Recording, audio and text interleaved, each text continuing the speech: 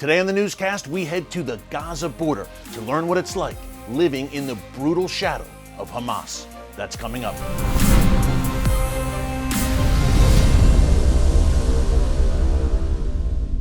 Hey folks, Erick Stakelbeck here. Welcome to the Watchman Newscast. We're going to take you to the Gaza border in a second. Before we do, we wanted to update you on another amazing archaeological discovery in Israel. The Israel Antiquities Authority announced today, Wednesday, July 14th, that they have uncovered an ancient 2,600-year-old wall from the time of the Babylonian invasion of Jerusalem. Now, the Bible says that the Babylonian tyrant King Nebuchadnezzar and his forces destroyed the city of Jerusalem, destroyed the first temple, and yet a remnant of the walls that surrounded the city of Jerusalem at that time, a small remnant, still exists, as the Israel Antiquities Authority has proven this week with this amazing discovery. Now, folks, by my count, this is the fourth major archaeological discovery announced in Israel in the past week alone. We're going to go into all of this in detail tomorrow on a Watchman Newscast live stream right here on our YouTube channel. Join us live between 4 p.m. and 5 p.m. Eastern Time. Now, that's the East Coast of the United States.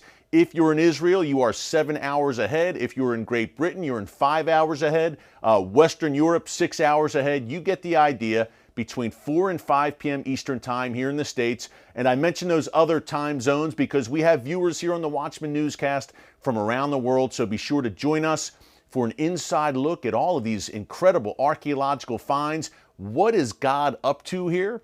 And also we'll discuss a lot more about what's going on in the Middle East tomorrow live. Bring your questions for our Q&A session as well. Now, not surprisingly, a Hamas spokesman said today that Israel is falsifying history by making these announcements of archaeological discoveries in the city of Jerusalem that prove the truth of the Bible and prove the ancient ancestral presence in the city of Jerusalem and in the land of Israel of the Jewish people. Hamas is none too happy about this. Speaking of Hamas and the Gaza border, on our production trip for The Watchman last month, we spent time in an Israeli moshav, or an agricultural village community on the Gaza border. And folks, I mean right on the Gaza border, with our friend Raz Smilovich. And he described what life is like living in the shadow of one of the world's most brutal and deadly terror organizations, the Iranian proxy Hamas. Now, the segment you're about to see is from episode 200. That's right, we've got 200 episodes under our belt of the Watchman TV show on TBN. It will air tomorrow night, Thursday, July 15th, on TBN, 10 p.m. Eastern Time, right here in the United States. If you're not in the States, don't worry. You can catch it on our YouTube channel. But this is a sneak peek at tomorrow night's special 200th episode from the Gaza border. Take a look.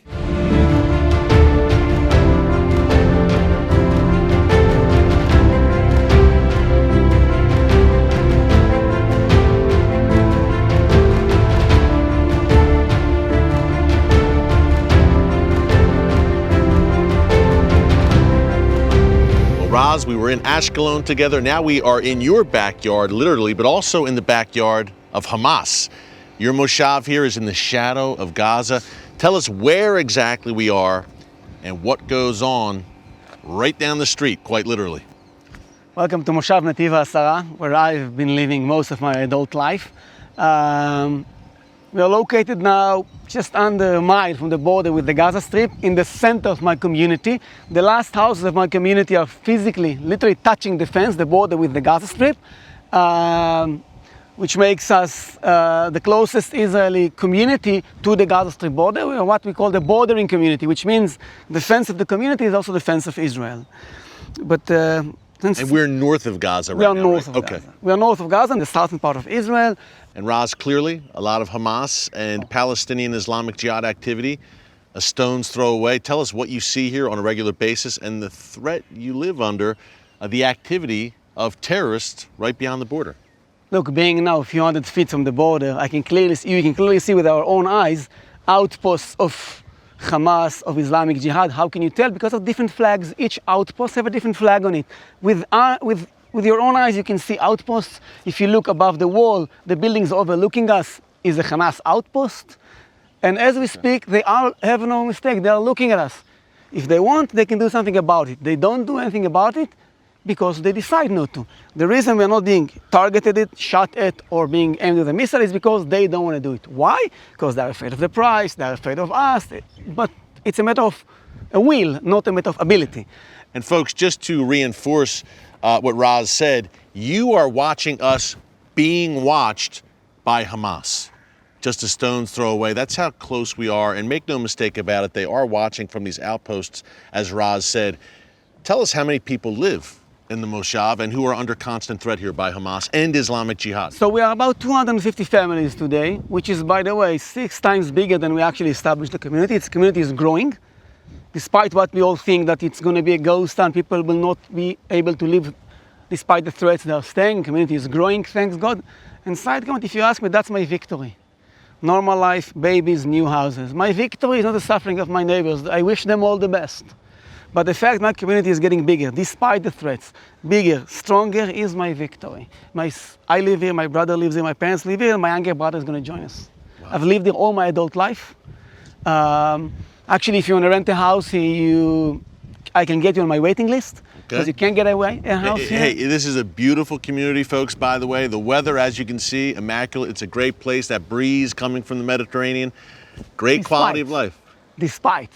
We insist on not falling to the trap of feeling sorry for ourselves, victimizing ourselves, and it's a bad situation. I have 4 boys. My kids go to sleep in a bomb shelter.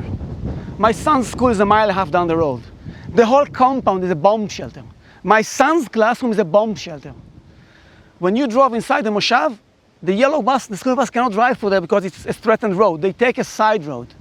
Okay, my son knows exactly, wherever he goes here, where's the nearest bomb shelter? We're standing here talking, 50 feet from us there's a bomb shelter. Because if you remember, Ashkelon was 30 seconds away. In the second 6 miles, in the first 6 miles, you have 15 seconds.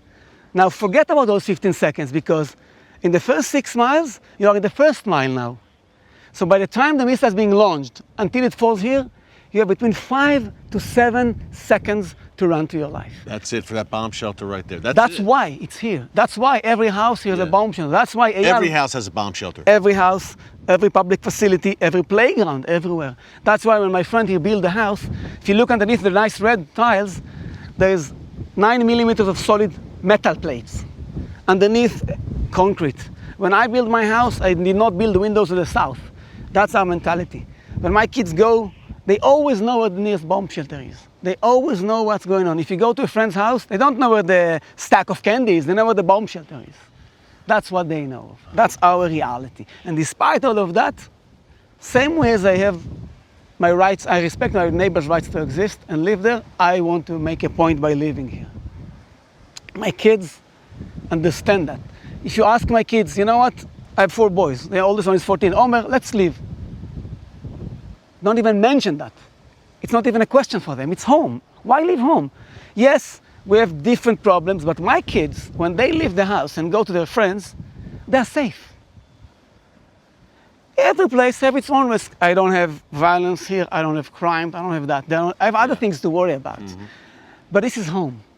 And by staying here, I'm making a point not to poke you in the eye, but to keep my hand next to you and say, I'm here, I'm not going anywhere. The moment you understand that, you can reach my hand and shake it. So my point is, I'm not going anywhere. It's hard. The question goes in my head twice a day. We have a lot of discussion with my wife.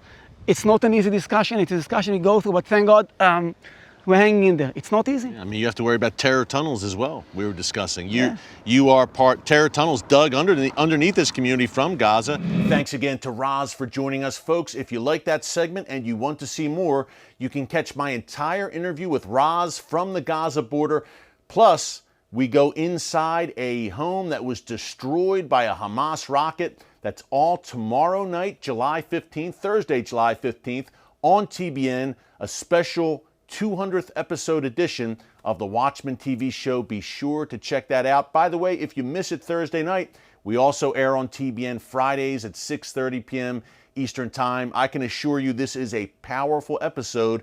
It shows the human impact suffered by Israelis in the face of this Iranian-sponsored Hamas terror onslaught. You will not want to miss it. And also tomorrow, one more thing, the live stream. Remember, between 4 and 5 p.m. Eastern Time right here on our YouTube channel. Join us and bring your questions. We're going to dig deep, no pun intended, into all of these amazing biblical archaeology discoveries that we've seen over the past week alone. What is God up to here? Very prophetic. We'll discuss it tomorrow on the live stream. Don't miss it. And in the meantime, continue to pray for the peace of Jerusalem. Pray for all of the Israeli communities, obviously affected by this Hamas terror onslaught as well, but we are mandated also to pray for the peace of Jerusalem. As a follower of Jesus who believes his word, I'm going to do just that. We'll see you tomorrow on the live stream. Until then, thanks for joining us today. God bless you. And remember, never hold your peace.